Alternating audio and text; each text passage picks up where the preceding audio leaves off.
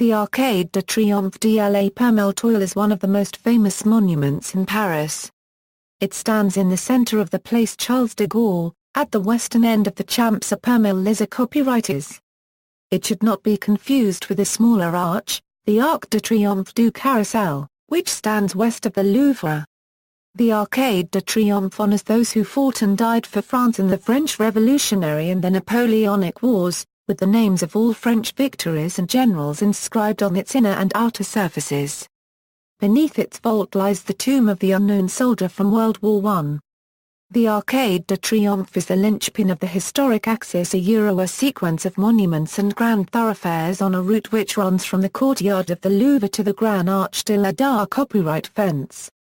The monument was designed by Jean Chalgrin in 1806 and its iconographic program pitted heroically nude French youths against bearded Germanic warriors in chainmail.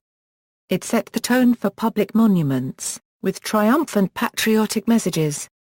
The monument stands 50 meters in height, 45 am wide and 22 am deep. The large vault is 29.19 am high and 14.62 am wide. The small vault is 18.68 am high and 8.44 am wide. Its design was inspired by the Roman Arch of Titus. The Arc de Triomphe is built on such a large scale that, 3 weeks after the Paris Victory Parade in 1919, Charles Godefroy flew his Nieuport biplane through it, with the event captured on newsreel. It was the tallest triumphal arch in existence until the completion of the Monumento a la Revolución Cubana in Mexico City in 1938, which is 67 meters high. However, the Arch of Triumph in Pyongyang, completed in 1982, is modeled on the Arc de Triomphe although slightly taller at 60 am. History. The arcade is located on the right bank of the Seine at the center of a dodecagonal configuration of 12 radiating avenues. It was commissioned in 1806 after the victory at Austerlitz by Emperor Napoleon at the peak of his fortunes. Laying the foundations alone took 2 years and, in 1810, when Napoleon entered Paris from the west with his bride Archduchess Marie-Louise of Austria, he had a wooden mock-up of the completed arch constructed. The architect, Jean Chalgrin, died in 1811 and the work was taken over by Jean-Nicolas Huot. During the Bourbon Restoration, construction was halted and it would not be completed until the reign of King Louis-Philippe, between 1833 and 1836, by the architects Gust, then Huot, under the direction of copyright Ricard de Thury. On December 15, 1840, brought back to France from St. Helena, Napoleon's remains passed under it on their way to the Emperor's final resting place at the Invalides. Prior to burial in the Panther copyright on, the body of Victor Hugo was exposed under the Arc during the night of May 22, 1885. The sword carried by the Republic in the Marseillaise relief broke off on the day, it is said, that the Battle of Verdun began in 1916. The relief was immediately hidden by tarpaulins to conceal the accident and avoid any undesired ominous interpretations. On August 7, 1919, Charles Godefroy successfully flew his biplane under the Arc. Jean Navarre was the pilot who was tasked to make the flight, but he died on July 10, 1919 when he crashed near Villacoublay while training for the flight. Following its construction, the Arc de Triomphe became the rallying point of French troops parading after successful military campaigns and for the annual Bastille Day military parade. Famous victory marches around or under the Arc have included the Germans in 1871, the French in 1919, the Germans in 1940, and the French and Allies in 1944 and 1945. A United States postage stamp of 1945 shows the Arc de Triomphe in the background as victorious American troops march down the Champs-Élysées. Copywriters and U.S. airplanes fly overhead on August 29, 1944. After the interment of the unknown soldier, however, all military parades have avoided marching through the actual arch. The route taken is up to the arch and then around its side, out of respect for the tomb and its symbolism. Both Hitler in 1940 and de Gaulle in 1944 observed this custom. By the early 1960s, the monument had grown very blackened from coal soot and automobile exhaust, and during 1965 and 1966 it was cleaned through bleaching. In the prolongation of the Avenue des Champs Élysées copywriters, a new arch, the Grande Arche de la copyright fence, was built in 1982, completing the line of monuments that forms Paris's axe historique. After the Arc de Triomphe du Carrousel and the Arc de Triomphe de la Toile, the Grande Arche is the third arch built on the same perspective. The design. The style design is by Jean Chalgrin, in the neoclassical version of ancient Roman architecture. Major academic sculptors of France are represented in the sculpture of the Arc de Triomphe: Jean-Pierre Courtot, Frédéric Section Rude, Antoine Permeltex, James Pradier and Philippe-Joseph Henri Lemaire. The main sculptures are not integral friezes but are treated as independent trophies applied to the vast ashlar masonry masses, not unlike the gilt bronze applique copyright on Empire furniture. The four sculptural groups at the base of the arc are the Triumph of 1810, Resistance and Peace, and the most renowned of them all, Departure of the Volunteers of 1792, commonly called La Marseillaise. The face of the allegorical representation of France calling forth her people on this last was used as the belt buckle for the honorary rank of Marshal of France. Since the fall of Napoleon, the sculpture representing peace is interpreted as commemorating the Peace of 1815. In the attic above the richly sculptured frieze of soldiers are 30 shields engraved with the names of major revolutionary and Napoleonic military victories. The inside walls of the monument list the names of 660 people, among which are 558 French generals of the First French Empire. The names of those who died in battle are underlined. Also inscribed, on the shorter sides of the four supporting columns, are the names of the major victorious battles of the Napoleonic Wars. The battles that took place in the period between the departure of Napoleon from Elba to his final defeat at Waterloo are not included.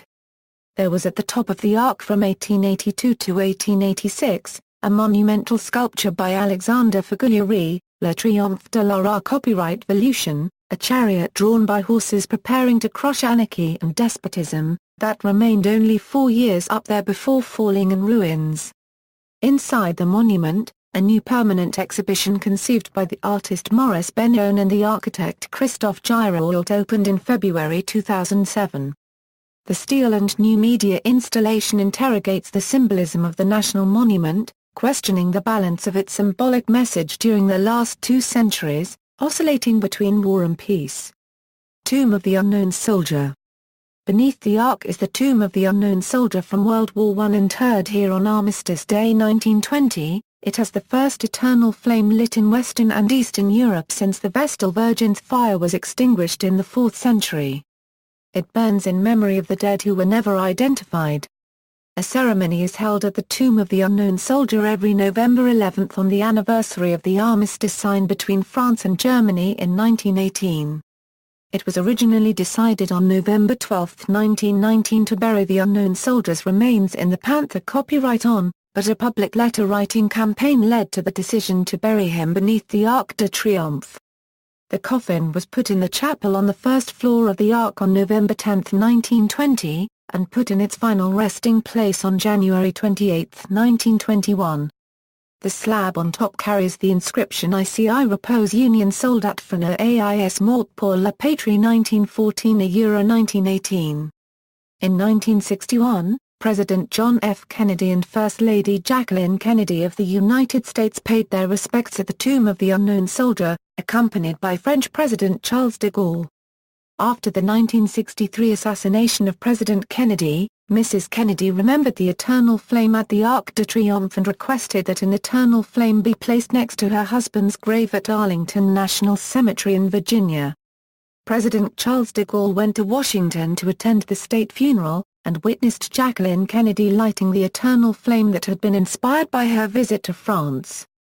Details: the 4 main sculptural groups on each of the Arc's pillars are, Le Dard copyright Part 1792, by Frédéric Section Rude.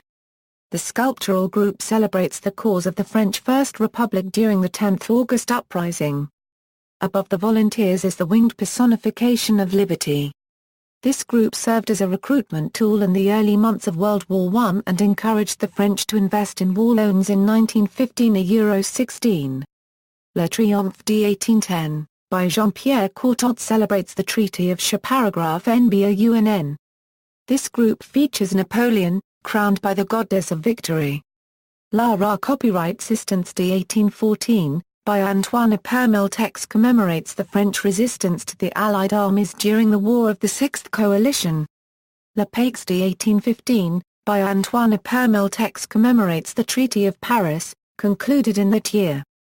6 reliefs sculpted on the 4-section adders of the arch, representing important moments of the French Revolution and of the Napoleonic era include, Les Funes copyright Rails du Gard copyright Na copyright Ralmarceau, by P. H. Lemaille, La Bataille d'Auberca, by Bernard Surrey, La Bataille de Gemaps, by Carlo Maraschetti, Le Passage du Pont d'Arcole, by J. J. Futury, La Prise d'Alexandrie by J. E. Chaponieri, La Bataille d'Austerlitz, by J. F. T. Gechter. Some great battles of the French Revolutionary and Napoleonic Wars are engraved on the attic, including a list of French victories is engraved under the great arches on the inside 4-section adders of the monument. On the inner 4-section adders of the small arches are engraved the names of the military leaders of the French Revolution and Empire. The names of those who died on the battlefield are underlined. The great arcades are decorated with allegorical figures representing characters in Roman mythology. Access. The Arc de Triomphe is accessible by the RER and MAR copyright row, with exit at the Charles de Gaulle a Permeltoil station. Because of heavy traffic on the roundabout of which the Arc is the center, it is recommended that pedestrians use one of 2 underpasses located at the Champs-Élysées. Copyright is in the Avenue de la Grande Arche copyright E. A lift will take visitors almost to the top to the attic, where there is a small museum which contains large models of the Arc and tells its story from the time of its construction. 46 steps remain to climb in order to reach the top, the terrace, from where one can enjoy a panoramic view of Paris. See also: names inscribed under the Arc de Triomphe, Bastille Day Military Parade, Galerie des Batailles, list of works by James Pradier, references. External links, media related to Arc de Triomphe de la Permeltoil at Wikimedia Commons, inscriptions on the Arc de Triomphe, the names of 660 persons inscribed on the Arc de Triomphe, clarification of history of Arc de Triomphe, the permanent exhibition inside the Arc de Triomphe, view from the Arc de Triomphe Arcade de Triomphe at Find a Grave.